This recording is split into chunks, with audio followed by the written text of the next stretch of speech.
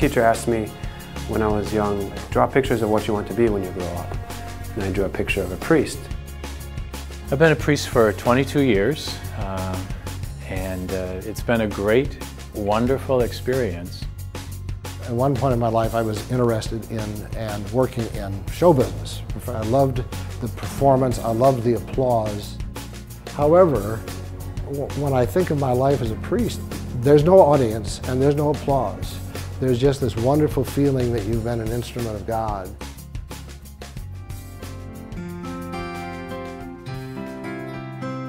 There was a priest friend of mine who, near Halloween, went into a Starbucks to get a cup of coffee. And the woman said, "That's a great costume, where did you get it?" It's funny because had he come in there with piercings and his hair dyed all sorts of weird colors, no one would, everyone would have shrugged his shoulders, but coming in as a young priest, it certainly shocked them.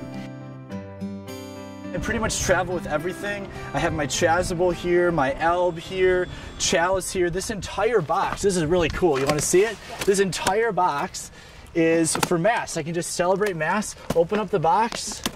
Look, it got everything for Mass, alb, all of my stoles. So it's great to take to the nursing homes and wherever we're going to celebrate Mass. The traveling Mass kit. Look at Mom, let's go. There it goes. That's a nice color, the blue one. I know. Because they are so visible and public, they need to be that sign that goes not against culture, but allows culture to see how it can be transformed. We live in a society where we're taught that success is to gain, to get lots of money or to look good or to do all of these types of things. But in the end, they fade away.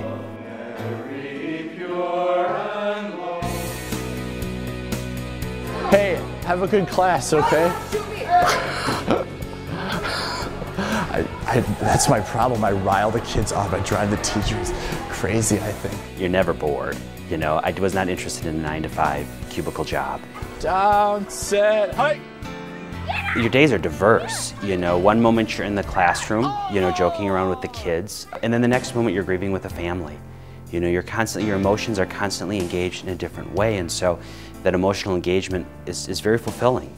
I have had multiple Saturdays where I've done a funeral in the morning and a wedding at 1:30 and then baptized children in the evening, at Mass. And so you're going from one extreme to another.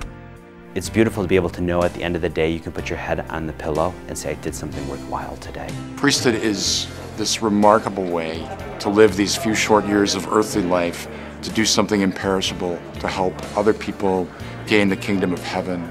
So I can't think of anything better to do with earthly life than to prepare for eternal life.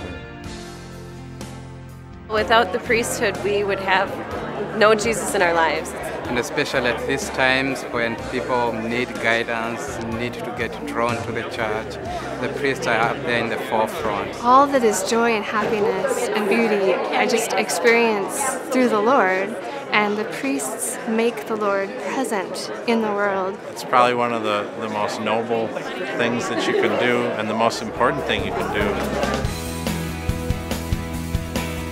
Well, this is my room. I'm a huge Packers fan, and I have been ever since a little kid. It's always been a passion of mine. So every Monday and Tuesday, we go over to the gym and we play basketball, we play volleyball, we play soccer. We do sports nights at least twice a week. We play pool occasionally, foosball, ping pong. This is a unique place here at the seminary. This is the Rathskeller. Down here is where we often will have different nights, social nights basically, where we get together, play games. It's just a great way for us to get together and relax.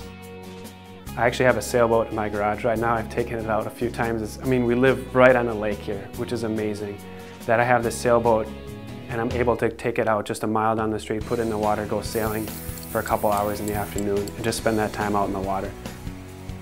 I've had to fly over St. Francis a few times or, over Milwaukee, and I think one of the icons about being here is as you're flying over, you see a lot of buildings, you see the skyscrapers, but one thing that just stands out is St. Francis Seminary, and you can see the cupola, and people will just point out the window and saying, look, what is that? And so it's that proudness of inside saying, that's our home, that's St. Francis Seminary, that's the heart of the Archdiocese. This majestic driveway, and you kind of have these flashbacks to like Gone with the Wind, and you just got all these oak trees lining the way, and then just a beautiful campus. For myself personally, I like to get out here as much as I can, just because I've always kind of grew up in the country and I've always been surrounded by nature, and that's just where I feel I experience God the most, just in the silence of a nature and being around all this beautiful creation.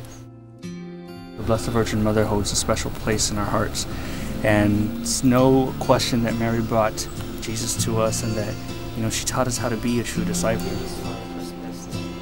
I value taking the education that we learn in class and bringing that into our life and just learning about the truth that is God. And really that's what a seminary is about. It's a seed bed. We're trying to help people to grow in their faith and to form them to see if in fact they are called to priesthood. You'll never be happy if you have that feeling, that nudge within you, and you don't respond to it. It will not go away. Do something about it. Do something about it. Whether that's getting in contact with the vocations office, your parish priest, looking at going to a seminary, take a tour and learning more about it. At some point, I guess you just have to take the plunge. Let go. Trust him. You know, take a step and try.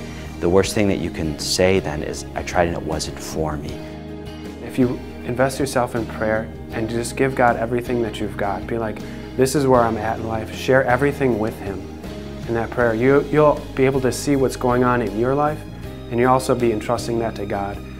I have such a conviction that the Lord is calling many of you to priesthood. Please cast out into the deep.